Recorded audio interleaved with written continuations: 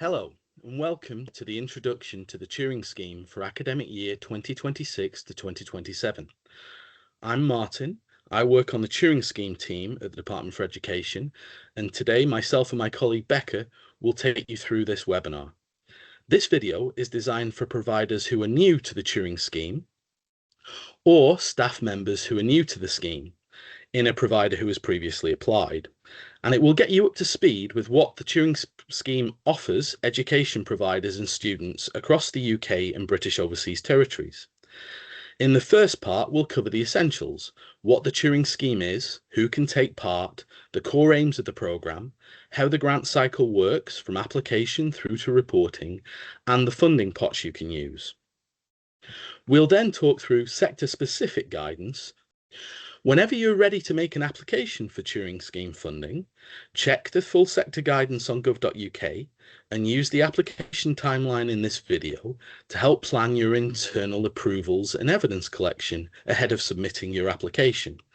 We'll also point you to the help desk and let you know about some upcoming Q&A sessions so that you can get answers to any specific queries you might have.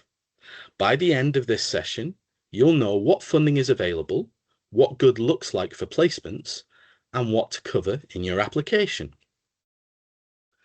Let's begin. The Turing Scheme is the UK government's global programme that helps students and recent graduates take up study and work placements around the world. The scheme is open to schools, colleges and universities across the UK and the British Overseas Territories. Turing Scheme funding contributes to real costs like travel and living, with additional support available for students from disadvantaged backgrounds and those with special education needs and disabilities, additional learning needs, and additional support needs. Students don't need to be UK nationals to take part. What matters is that they're studying in an eligible provider here in the UK or in a British Overseas Territory.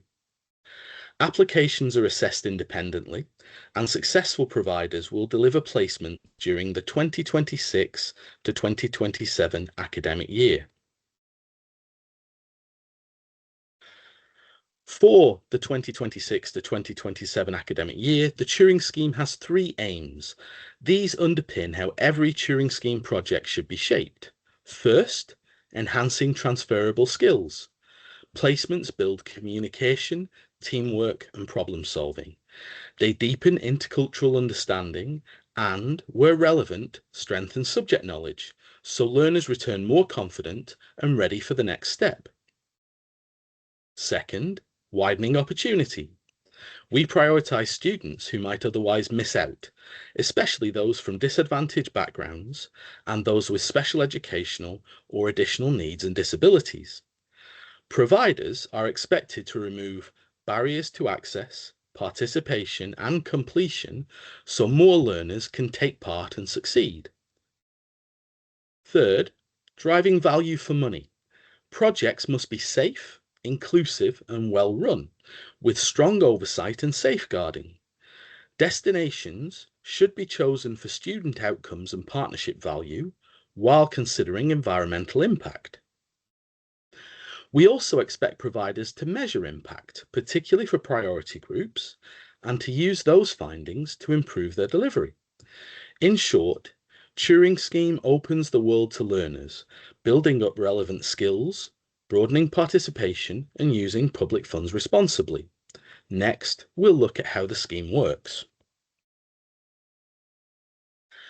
From application through to reporting, your journey has 6 steps.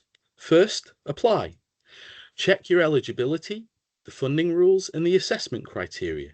Design placements to deliver the 2026-27 aims of enhancing transferable skills, widening opportunity, and driving value for money. Choose destinations and prepare responses to the assessed questions. You can submit one application per sector in schools, FE or HE, with consortium applications possible for groups of providers in schools and further education. Secondly, checks. After submission, we will confirm your eligibility and financial capability in line with managing public money and the government functional standard for grants. Third, assess. Applications are independently scored against published criteria. In schools and further education, applications are then ranked using a combination of the score and the proportion of learners from a disadvantaged background. In higher education, providers meeting the minimum quality threshold are allocated funding across the sector. 4. Award and onboarding. If your application for funding is successful, you will need to submit a delivery plan and expenditure forecast and sign a grant funding agreement before funds are released. Our funding is a contribution to eligible costs, typically travel, living costs, and organisational support, with additional help for disadvantaged learners and those with SEND, ALN, or ASN, and language learning in further education. Funds cannot duplicate other public funding, must be used within the 2026 to 27 academic year, and cannot be rolled over to later years. Fifth, deliver. You will run safe, inclusive, well-planned placements between the 1st of September 2026 and the 31st of August 2027, following official foreign travel advice on gov.uk. Deliver the intent of your application, especially your planned proportion for learners from a disadvantaged background, and prioritise support for students with SEND, ALN, or ASN as appropriate. Accompanying staff are funded in schools and further education for safeguarding purposes where required. 6, and lastly, reporting. You need to report regularly to the Department for Education on your spend and outcomes, retain evidence, and return any unused or ineligible funds. The Department for Education may request a detailed breakdown of your expenditure and delivery as part of the project. Now we'll look at the three funding streams that the Turing Scheme covers.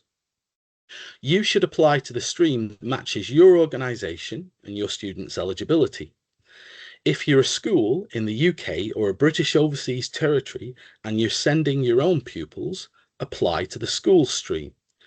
If you're a school in England, Wales, Northern Ireland, or a British overseas territory with a sixth form that wants to run a mixed trip that includes sixth formers and younger year groups, then you should also apply to the school funding stream.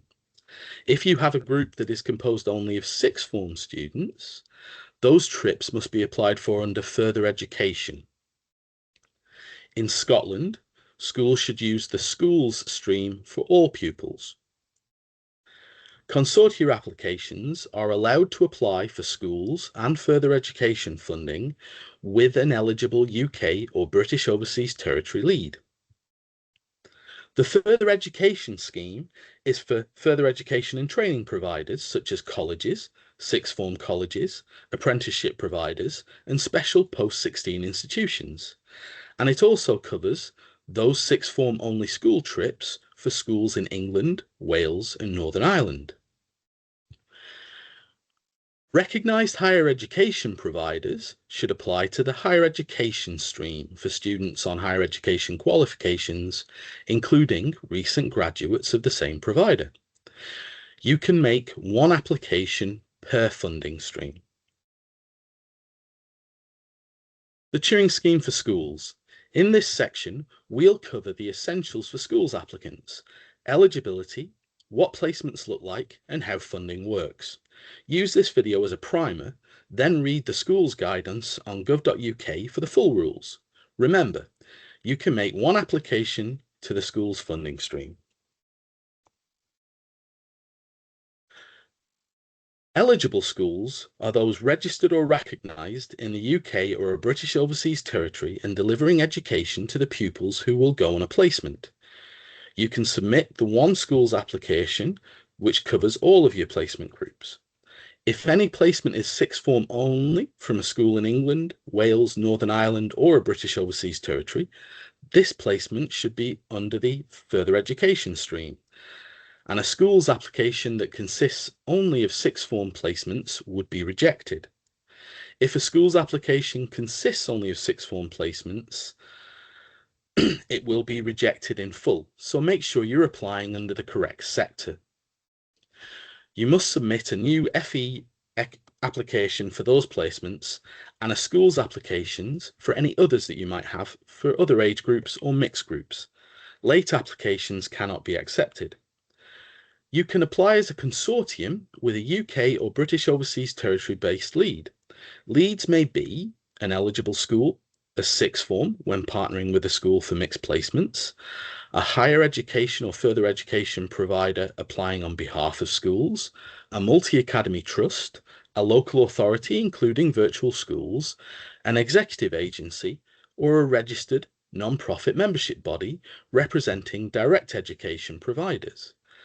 In that case, evidence of non-profit and representative role may be requested. Make sure you name all of the consortium members in your application. Non-coordinator members should be participating schools. You may use external organisations to help administer delivery, but you cannot claim organisational support funding in relation to bid writing. If you are using an external organisation, name them in your organisation and show how they're cost effective for your project. Applicants are subject to eligibility, financial capability and due diligence checks in line with managing public money and HM government grant standards. You can see our guidance on gov.uk for more information.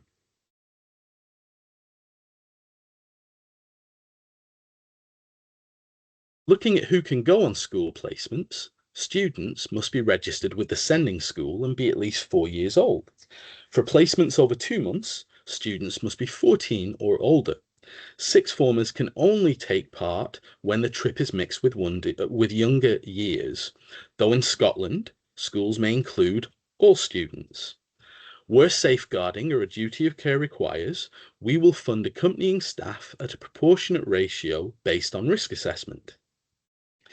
It's also fine for non-Turing Scheme funded students to join the same placement as students who are receiving Turing Scheme funding. Consortia must follow the same student eligibility rules as individual schools. As mentioned in the school stream, sixth formers can only attend when the trip is mixed with younger year groups unless you are a Scottish school. Any other sixth form only placement must go to the further education stream. However, placements with mixed groups are able to be applied for under schools funding.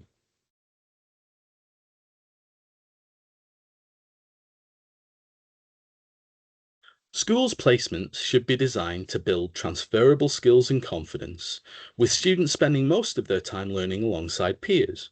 It is important that your placements deliver the intent set out in your application, especially the planned proportion of disadvantaged pupils. Where this isn't possible, you will need to explain why when delivering your project. The Department for Education may withhold funding and require a revised plan if appropriate efforts aren't evident. Short-term placements run from 3 days to 2 months. Long-term placements are 2 to 6 months for students aged 14 or older. Typically, these are with a host family. All activity must sit between the 1st of September 2026 and the 31st of August 2027, and weekends, public holidays and travel days can count. You can plan placements globally, but should always follow travel advice on gov.uk and consider whether the advice is likely to change when planning before you implement your placements. You will also need to justify your destination choice in terms of outcomes, partnership value, value for money, and environmental impact. Providers in British Overseas Territories may send pupils to equivalent organisations outside their territory. Hosts can be provisional at application. Activities linked to Confucius Institutes are not eligible for funding via the Turing Scheme. Let's look at how funding works for schools in the Turing Scheme. The scheme provides a contribution towards your international placements, not a blank cheque. Funding comes in 5 pots, travel for one return journey, contribution to living cost that varies by destination and duration, readiness to travel funding for disadvantaged students, extra support for students with SEND, ALN, or ASN, and organisational support to help with certain administration costs. We'll unpack each of these on the next slides. There is a cap for schools funding. A single school application can receive up to £50,000. If you apply as a consortium, it's up to £50,000 per school to a maximum of £300,000 in total. Whenever possible, DfE allocates the full amount requested, provided they are within the caps, to help schools deliver all of their planned placements. For clarity, if you make one application to the school stream that covers all of your intended placements in this stream, you need to make sure that the cost of each element is no greater than £50,000 or in a consortium, £300,000 in total. When we allocate funding, we rank applications using both the assessment score and the relative proportion of disadvantaged placements you tell us you will deliver. Submit one application to the school stream covering all of your intended schools eligible placements. You must evidence spend, avoid double funding, and return any unused funds. On the next slide, we'll break down the travel funding and what the set rates mean in practice. Travel funding covers one return journey per pupil and, where required, accompanying staff, including transfers between the UK or British Overseas Territory and the placement destination. Travel funding is paid at a set rate per destination.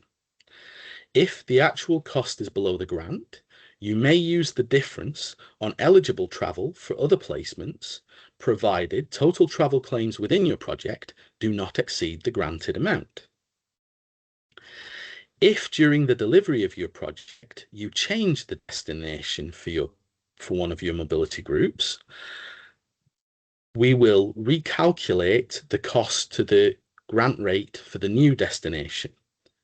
However, if the grant rate for the new destination is higher, this will not increase your overall budget, which will remain capped at the level you were awarded. If, on the other hand, you choose a destination that has a lower travel grant rate, your travel grant rate will be reduced for your project to the new level. The Department for Education may request evidence of actual travel costs. Please keep notes and receipts and return any unused travel funds. There is a link to the gov.uk page below in the description, which will provide you with information on the current destinations and their rates in the description below.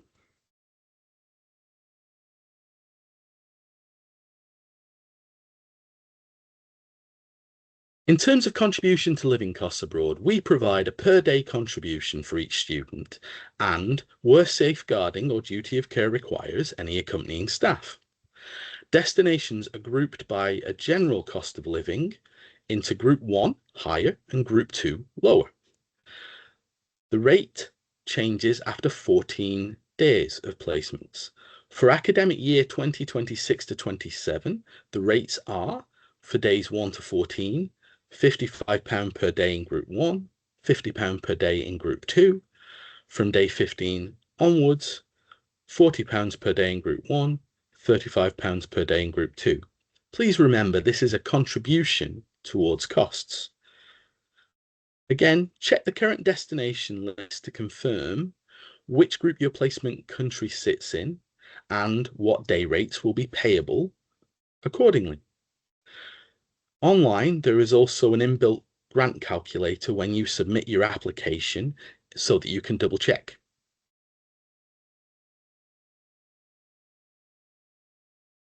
In the Turing Scheme, we prioritise pupils from disadvantaged backgrounds and can fund specific readiness to travel items as actual costs to help remove extra financial barriers disadvantaged students face. You apply using estimated actuals, then claim the invoiced amounts with receipts. Eligible items are passports, visa applications and reasonable associated costs such as travel documents, travel to appointments and police certificates, vaccinations, travel insurance, and medical certificates. We do not fund clothing, luggage, or other goods that are assets or costs already covered by another source. When a cost is covered by another source, this we refer to as double funding.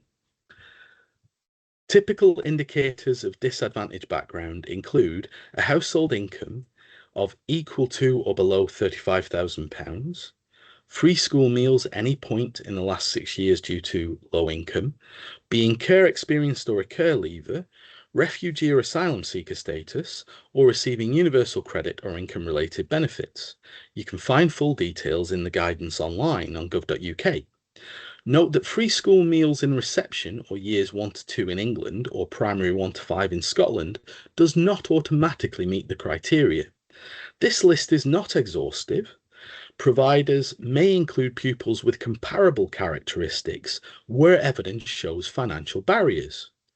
In your application, you will be asked to explain how you will support both disadvantaged and underrepresented groups to access and succeed on placements. However, being underrepresented does not automatically qualify a student for additional funding.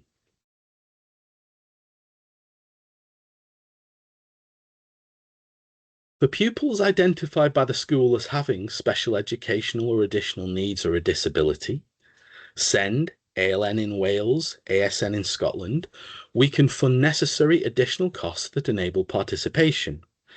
Again, you apply with estimated costs, then claim actuals with quotes and receipts.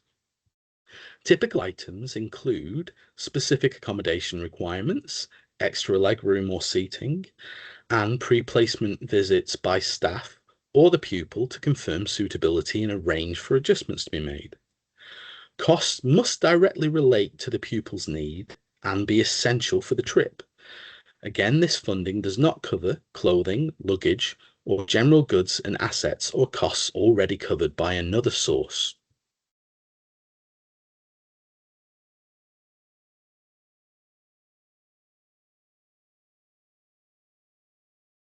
We provide organisational support at a per student rate to help administer and implement placements. This is £315 per student for the first 100, then £180 per student thereafter. Eligible uses for organisational support include proportionate staffing, including language preparation and student ambassadors, external delivery partners and programme fees, external audit fees, and room bookings for preparatory or post-placement events. You cannot use organisational support for marketing or promotion, IT licenses, software or hardware, contingency funding or emergencies, paying an external organisation to write your application, accompanying staff, or partner networking visits. Where eligible organisational support costs are paid directly by pupils or families, you may reimburse them, but you must collect receipts. Record direct staffing time attributed to running placements at whole rates or fractional time, and keep evidence. When you apply, name any external organisations and explain how that you are working with, and explain how that procurement represents value for money. Please note, as mentioned earlier, you cannot claim organisational support for placements at overseas campuses of your own organisation. Any unused spend must be returned.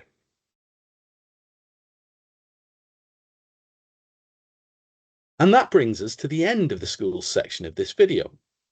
To recap some of the key points we've just covered, there is a limit of one application per organisation to the school stream. Check your provider eligibility as a provider and your student eligibility before you apply.